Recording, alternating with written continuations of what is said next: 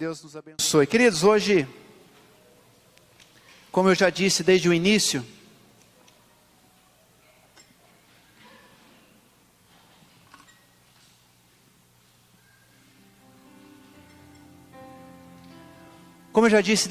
desse culto, hoje nós vamos falar um pouquinho a respeito da casa dividida.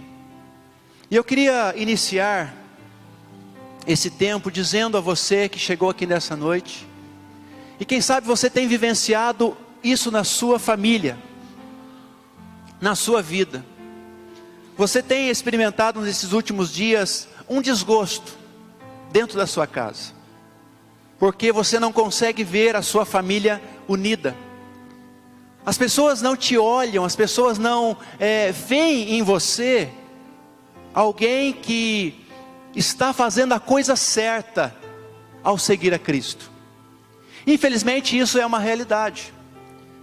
Quando nós nos convertemos a Cristo, quando nós desejamos em nosso coração fazer a vontade de Deus, muitas pessoas se alegram, muitas pessoas fazem festa, mas também vão ter aqueles que vão olhar para nós e vai dizer assim: olha, não conte mais comigo, você agora virou a cabeça, você agora é uma pessoa diferente, agora você não toma mais cerveja junto comigo, você agora não mais sai para as noitadas comigo, agora você não é mais aquela pessoa que você era antes.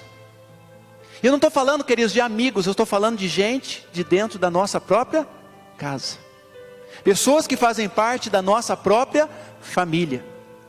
Portanto, amados irmãos e irmãs, muitas vezes o nosso lar, a nossa família, ela se divide, ela passa por situações como essa, de acusação, por conta da nossa decisão por Cristo. E não existe nada mais doloroso emocionalmente do que nós sermos rejeitados e caluniados pelas pessoas da nossa própria casa. Eu não sei se você já viveu essa experiência, se você já viveu essa história, se você já passou por isso. Você estar cada vez mais desejoso por Cristo, você estar cada vez mais com vontade de servir ao Senhor, mas quando você sai da igreja, quando você sai desse ambiente, e você chega na sua casa, e você começa a sua semana, os ataques começam, a rejeição começa, a perseguição muitas vezes começa. E como eu disse, essa perseguição ela vem de pessoas que nós amamos, pessoas que fazem parte da nossa história. Certamente você deve conhecer alguém da sua família que pensa que é uma doideira esse negócio de crer em Jesus, que é uma coisa anormal esse negócio de você ir à igreja todo domingo. Certamente você tem alguém da sua parentela que deve achar muito estranho essa sua decisão de orar, essa sua decisão de ler a Bíblia, essa sua decisão de a cada dia buscar a santificação. Então elas questionam: por que ir na igreja todo domingo? Por que você tem que orar para um Deus que a gente não vê? Você tem que continuar indo na igreja mesmo? Você tem que continuar orando mesmo? Porque parece que você não está sarando a sua enfermidade. São questionamentos, queridos, que vêm como flecha no nosso coração, e é uma perseguição que muitas vezes não é aberta, mas ela é camuflada. Ela vem em forma de questionamentos, ela vem em forma de palavras. E cá entre nós, às vezes essas palavras machucam, sim ou não? Os questionamentos que muitas vezes nós recebemos, as pessoas questionando a nossa fé, nos fere, nos machuca. E uma pergunta que eu faço para você hoje: a sua casa, a sua família, em algum momento já ficou dividida por causa dessas questões que estamos falando aqui, por causa das coisas de Deus? Em algum momento vocês estavam almoçando, quem sabe num domingo, no Natal, no Ano Novo, numa festividade, e de repente surgiu esse negócio de igreja, e você disse assim: olha, eu não vou fazer parte disso agora, porque agora eu conheço a Jesus, e aquilo ali começou a ficar numa situação conflitante, e aquela família se dividiu naquele momento, porque você tomou uma decisão por Jesus. Você já viveu isso em algum momento? É certo que sim. Porque todos nós, queridos, passamos por isso, ainda mais quando nós decidimos seguir a Jesus, mas aqueles que estão à nossa volta ainda não o conheceram, ainda não têm esse prazer de seguir a Cristo. E se você já passou por essa situação de ser questionado, se você já passou por essa situação de ser confrontado, como que você reagiu? Qual foi sua postura? Quais foram as suas respostas? Quais foram as palavras que você usou no momento que a sua família confrontou você a respeito da sua fé, a respeito da sua decisão de seguir a Jesus? Como que você se posicionou diante disso? E agora eu convido você a abrirmos o texto bíblico, que nós vamos encontrar no Evangelho de João, capítulo 7,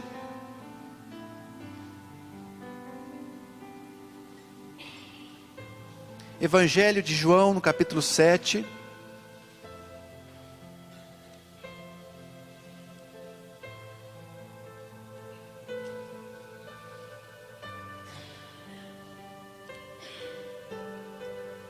versículos 3 em diante. Versículos de 3 a 5. Nós vamos falar um pouquinho, e o texto referência para nós vai ser o texto da família de Jesus. Eu não sei qual é a sua visão, a sua percepção da família de Jesus. Muitas pessoas acham: nossa, a família de Jesus deveria ser uma família perfeita. A família de Jesus deveria ser uma família referência, uma família que certamente dava o maior apoio para Jesus. Será que foi realmente assim? Será que esta foi a realidade da família de Jesus? Vamos ler o texto. João 7, a partir do verso 3. E os irmãos de Jesus lhe disseram: você deve sair daqui e ir para a Judeia, para que os seus discípulos possam ver as obras que você faz. Ninguém que deseja ser reconhecido publicamente age em segredo. Visto que você está fazendo essas coisas, mostre-se ao mundo. E agora preste atenção no versículo 5. Pois nem os seus irmãos criam nele. Então Jesus lhes disse: para mim ainda não chegou o tempo certo. Para vocês, qualquer tempo é certo. O mundo não pode odiá-los, mas a mim odeia, porque dou testemunho de que o que ele faz é mal. Vão vocês à festa. Eu ainda não subirei a essa festa, porque para mim não chegou o tempo apropriado. E tendo dito isso, permaneceu na Galileia. Agora certamente você mudou um pouquinho do seu conceito a respeito da família de Jesus. E a família de Jesus vai ser essa referência para nós aqui pensarmos um pouquinho, diante das perseguições, diante das afrontas que nós recebemos das pessoas da nossa própria casa, como que nós temos reagido. Jesus é um espelho daquilo que nós vivemos, daquilo que nós experimentamos. Talvez você se identifique aqui com o Senhor Jesus, essa experiência passada pelo Senhor Jesus. E aqui, queridos, Jesus nos ensina como que nós devemos reagir em meio às perseguições, em meio às dúvidas, aos questionamentos que muitas vezes surgem dentro da nossa casa, dentro da nossa família, as perseguições, as divisões familiares, que é muito mais comum do que a gente pensa. Por isso eu estou dizendo aqui, e fiz a pergunta inicial: você já viveu essa experiência? Você tem vivido essa experiência na sua casa? Se você não tem vivido, glória a Deus, aleluia, louvado seja o nome do Senhor. Mas certamente muitos irmãos aqui, ao decidirem por Jesus, estão enfrentando esses questionamentos. E João aqui, queridos, ele apresenta os irmãos de Jesus, e ele apresenta uma postura trágica desses homens, desses irmãos de Jesus. Qual é essa postura? Verso 5: nem mesmo os seus irmãos criam nele, nem mesmo os irmãos de Jesus acreditavam nas suas palavras, acreditavam nele. Agora imagine a vida familiar de Jesus. Maria já não era bem vista, porque na concepção daquela época, Maria tinha ficado grávida antes de ter se casado com José. Então ela já enfrentava o julgamento das pessoas, ela já enfrentava o mau olhar das pessoas. E aí, além disso, acima disso, nós temos a questão dos irmãos de Jesus, que não acreditavam nele, que não criam nele. E nós já sabemos que em certo momento Jesus citou que o profeta, ele não é bem-vindo na sua própria casa, porque Jesus já entendia, Jesus já fazia essa leitura da sua própria casa, da sua própria família. Literalmente, queridos irmãos e irmãs, Jesus vivenciou uma casa dividida. O Messias, o próprio Deus, estava ali, mas os seus irmãos de sangue não acreditavam em suas palavras, não acreditavam nisso. E sabe o que eu acho interessante? A Bíblia não esconde isso. A Bíblia não omite essa informação para nós, para nos mostrar, queridos, que nós também estamos sujeitos a esses enfrentamentos, nós também estamos sujeitos a essas perseguições, que muitas vezes se alojam dentro da nossa própria família, dentro do nosso próprio lar, famílias divididas. E a partir do verso 4, nós começamos a observar quais foram as acusações dos irmãos de Jesus. Primeiro, os irmãos de Jesus no verso 4, nos questionam o seguinte: ninguém há que procure ser conhecido em público. Sabe o que os irmãos de Jesus estavam dizendo nas entrelinhas? Estavam dizendo assim: Jesus, nós sabemos que você está querendo simplesmente ficar famoso. Jesus, nós sabemos que o Senhor está querendo aparecer. Esse era o discurso, esta era a acusação dos próprios irmãos de Jesus. Você está querendo aparecer, você está querendo ficar famoso. E ainda no verso 4, os irmãos de Jesus dizem assim: se fazes essas coisas, manifesta-te ao mundo. Ou seja, os irmãos de Jesus estavam dizendo assim: você é o Filho de Deus mesmo? Então por que você não prova logo isso? Você realmente é o Messias? Você realmente é esse que estão dizendo por aí? Olha só, queridos, os próprios irmãos de Jesus, eles estão dizendo nas entrelinhas: então, se você é filho de Deus, mostra-nos a prova.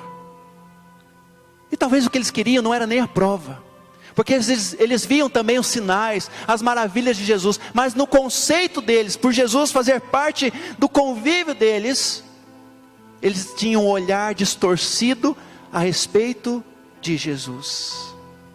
E quantas vezes dentro da nossa casa, no nosso lar, nós também temos um olhar acusador, nós temos um olhar distorcido por parte das pessoas que estão conosco. Mas hoje, querido, o Senhor te trouxe aqui, hoje o Senhor te trouxe para este culto, para renovar suas forças. E se a sua casa é uma casa dividida, se a sua casa é um lugar onde está havendo questionamentos, se você não tem sido percebido dentro da sua casa por causa da sua fé, por causa do seu empenho em seguir a Cristo, hoje, através da sua atitude, da sua oração, o Senhor há de começar a mover esses corações. O Senhor há de começar a mover o coração do seu cônjuge. O Senhor há de começar a mover o coração do seu filho, da sua filha. O Senhor há de mover o coração dos seus parentes, dos seus familiares, onde quer que eles estejam, para que a sua casa não seja mais uma casa dividida, mas uma casa unida para a honra e a glória do Senhor. Vocês podem falar amém, queridos, pode ficar à vontade, tá? Porque isso é importante. porque é isso que nós queremos, porque é isso que eu desejo para minha família, que a minha família seja uma família que sirva ao Senhor, e não seja uma família dividida, uma casa, um lar dividido. Você também quer isso? Não adiantou falar, que vocês que podem falar amém. Não tenha medo, gente, de falar, porque é isso que nós desejamos. Então, como que Jesus lida com tudo isso? Olha a situação. Um lugar onde Jesus está, mas que está sendo percebido pela sua família, ou que não está sendo percebido pela família, como um lugar onde Deus está manifestando a sua glória. Como que Jesus reage diante dessa situação? Jesus, é interessante que ele não resolve com a força. Jesus, ele não resolve isso com violência. Jesus, ele não resolve isso com autoritarismo. Ele era Deus, ele tinha autoridade, ele podia chegar diante desta fala dos seus irmãos, e ele podia dizer assim: olha, meus queridos irmãos, como vocês não acreditam em mim, agora eu vou revelar a vocês tudo que vocês fazem de errado. Jesus conhecia o coração de todos, inclusive da sua família. Mas Jesus não resolveu dessa forma, Jesus não reagiu desta forma, Jesus não foi autoritário. Eu quero passar à igreja, rapidamente, 3 pontos que nós identificamos aqui nesse texto, como Jesus reagiu. E aí você vai pensar, se você está reagindo como Jesus reagiu.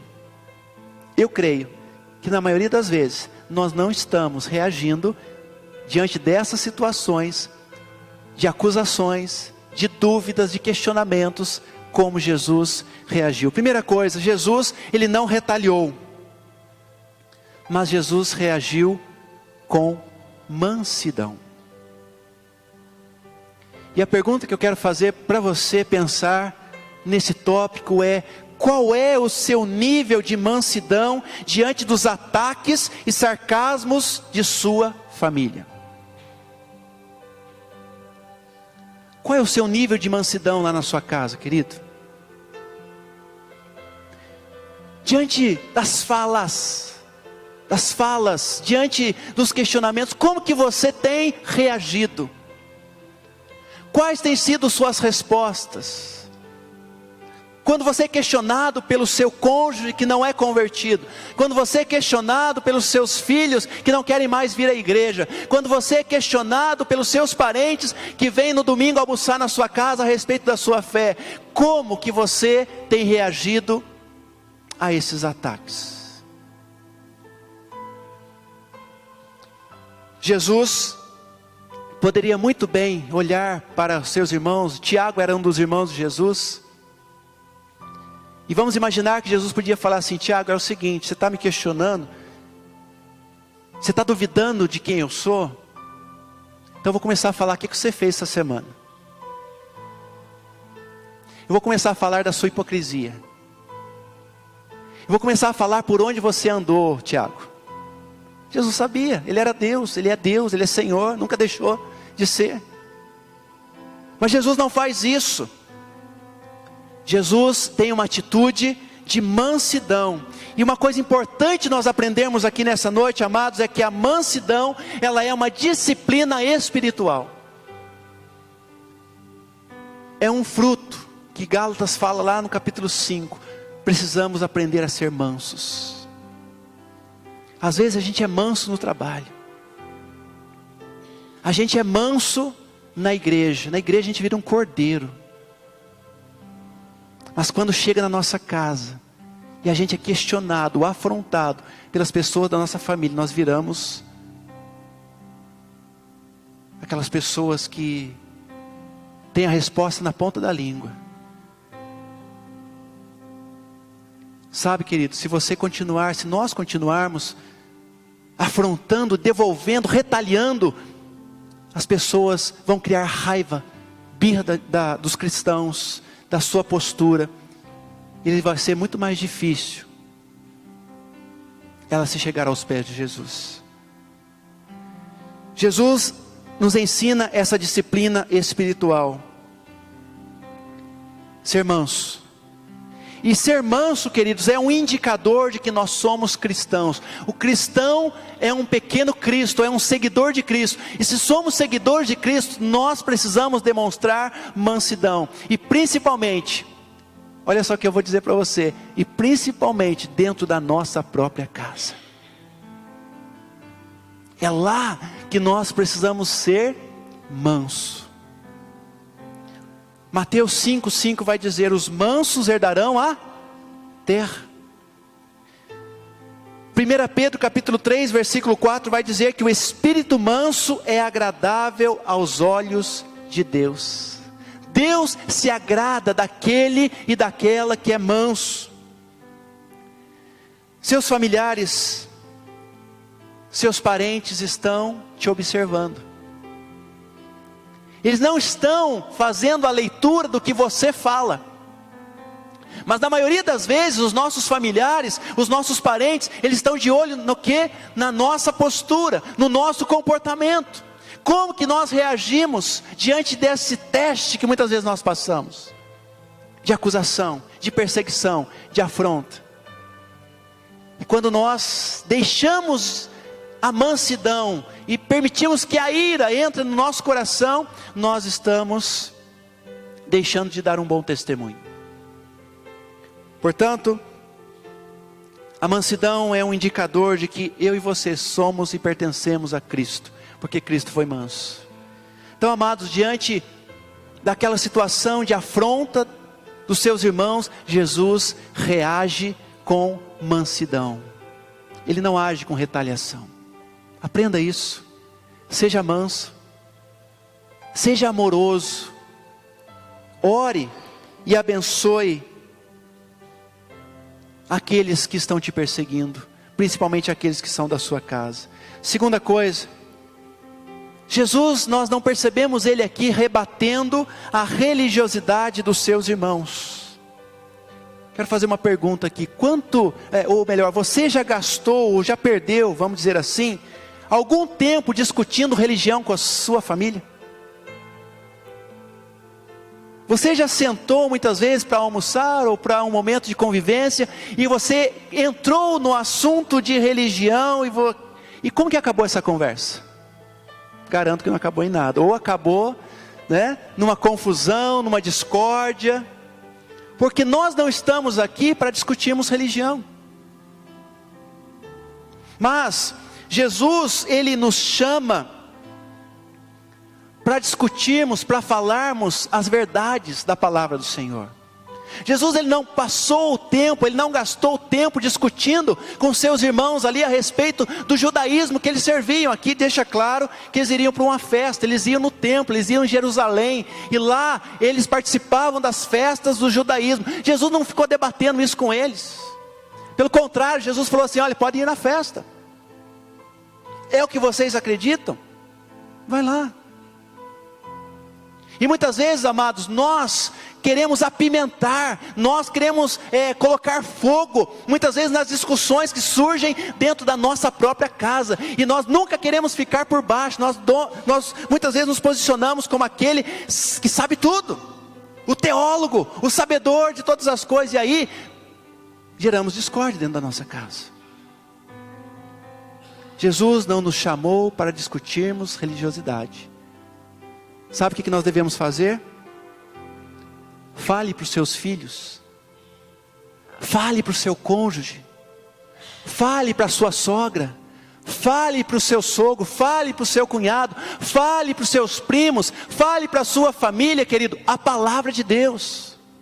Contra a palavra de Deus não existe argumento.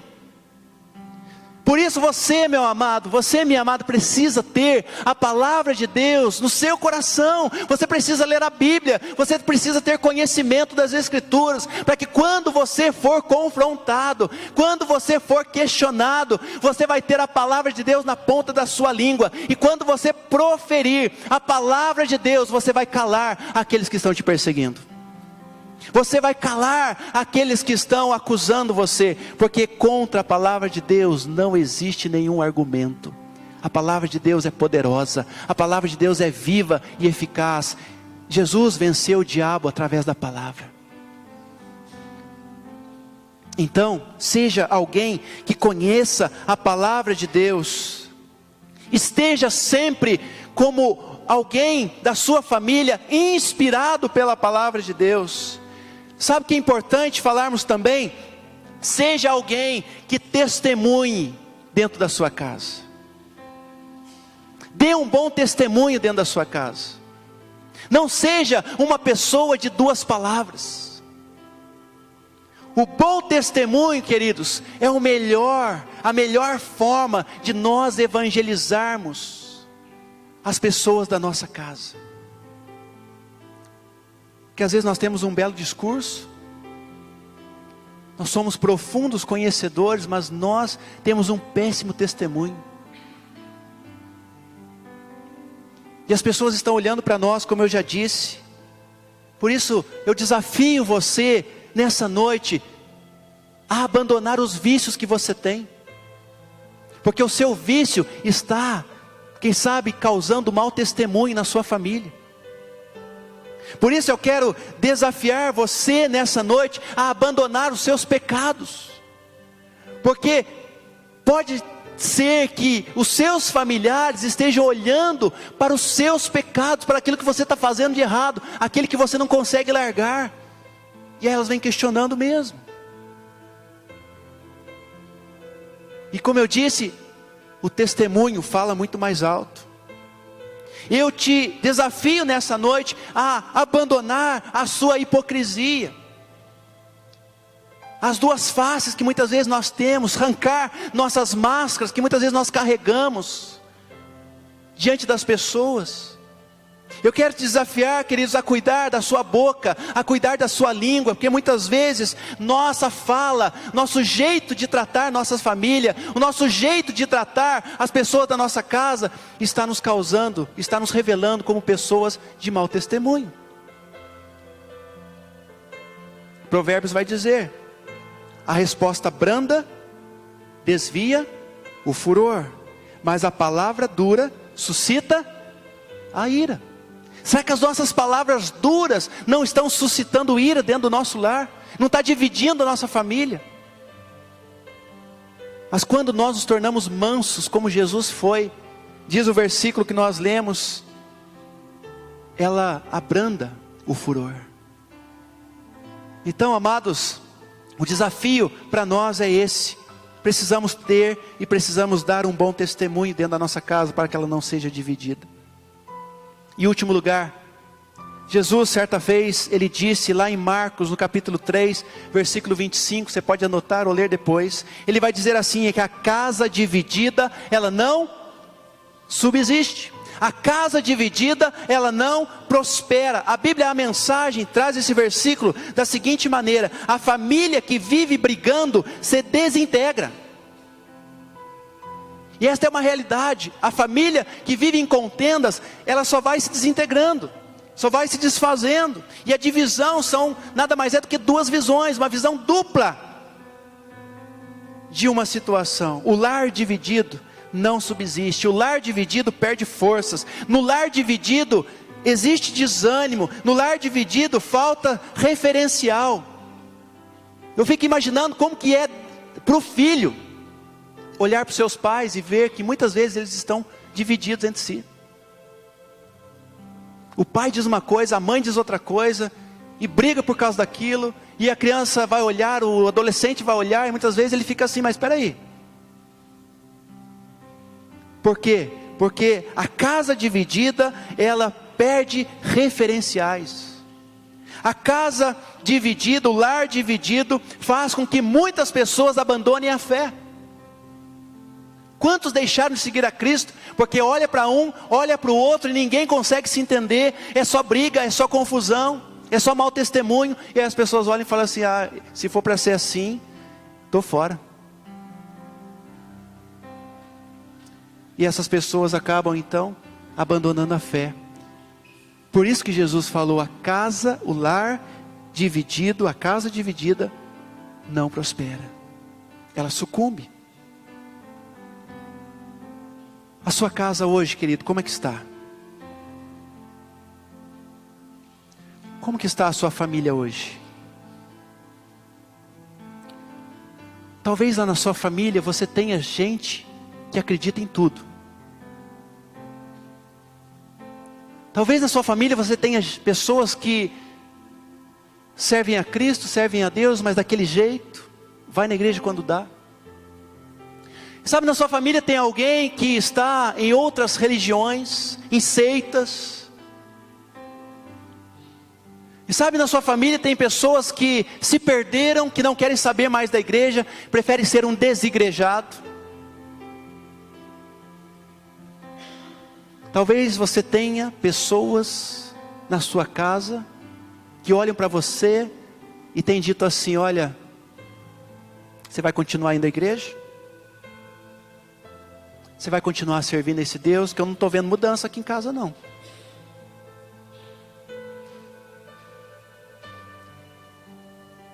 Existem momentos em que essa divisão, essa casa dividida, ela não é exposta, mas ela é camuflada. Quantas pessoas, elas, diante das outras pessoas, diante da sociedade, ela se apresenta como uma família linda, maravilhosa, perfeita, mas é uma família que está desfacelada, uma família que está dividida. Quantas pessoas estão sofrendo caladas, querido?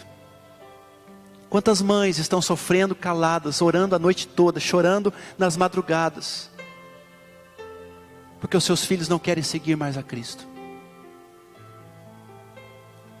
Quantos cônjuges têm colocado seu joelho no chão em favor do seu cônjuge, do seu marido, da sua esposa,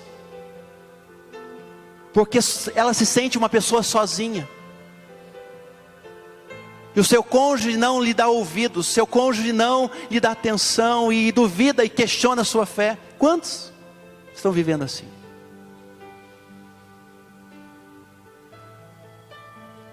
Mas nessa noite o Senhor trará renovo sobre as nossas vidas. Nessa noite o Senhor há de restaurar nossas famílias, queridos. E nós não vamos dizer mais que a nossa família traz esse histórico de uma família dividida. Que a nossa família não terá mais esse histórico de uma família que não se entende. Mas a partir de hoje o Senhor vai te ensinar a ser manso, em nome de Jesus. A partir de hoje o Senhor vai te dar sabedoria em nome de Jesus, para que você chegue na sua casa e quando você for perseguido, questionado, as pessoas duvidarem de você, você vai se colocar de joelhos e você vai orar por aquela vida, e ela vai reconhecer que só Jesus é o Senhor.